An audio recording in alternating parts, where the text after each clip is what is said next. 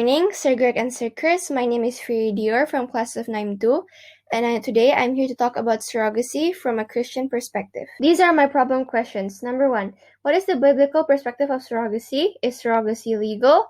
What are the disadvantages of surrogacy? What are the advantages of surrogacy? How does a surrogate become pregnant? And who chooses surrogacy as a way to become parents? Surrogacy. First of all, I'll explain what this term means. Surrogacy is an arrangement often supported by a legal agreement whereby a woman, the surrogate mother, agrees to bear a child for another person or persons, who will become the child's parent after birth. This might help a lot of couples in this world who are having troubles with bearing a child. But what does the all-knowing feel about this process? From the Bible, there was a few stories where the characters in the Bible had surrogacy. It was said that the Bible doesn't forbid this process, but there might be a problem between the surrogate and the child conceived. There will be an emotional bond with the mother and kid. It might bring stress or problems between the surrogate and the couple. It was explained that if a couple, woman mostly, is unable to conceive, it is God's way and plan.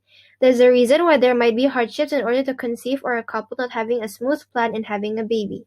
Surrogacy procedures are a form of assisted reproductive technologies that aids married couples who are unable to have an offspring naturally due to health issues or abnormalities and therefore must be assisted by these treatments. There are two different types of surrogacy, namely traditional surrogacy and gestational surrogacy. Traditional surrogacy is legally allowed in Indonesia, but there are no laws that specifically regulate gestational surrogacy. There are, however, laws that imply the prohibition of it being practiced as a method of assisted reproductive technologies.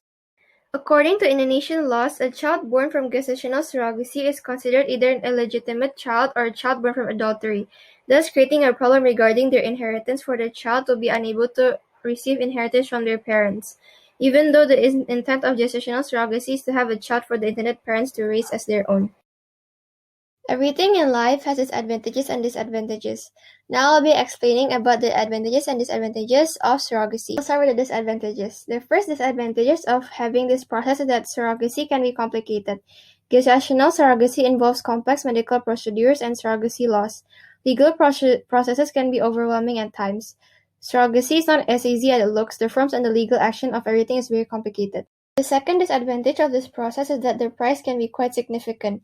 Because of the amount of people and services required to make this surrogacy successful, the price that comes along with it isn't small either. Please, the disadvantage that I'll be explaining about is that surrogacy requires you to let go of some control. While intended parents typically enjoy a greater sense of some control and involvement than families pursuing adoption, you will need to relinquish some control and trust your surrogate to carry the pregnancy for you.